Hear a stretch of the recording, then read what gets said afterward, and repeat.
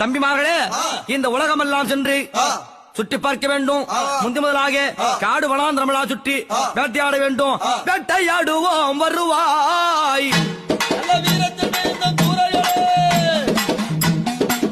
வேட்டையாடுவோம் வருவாய்,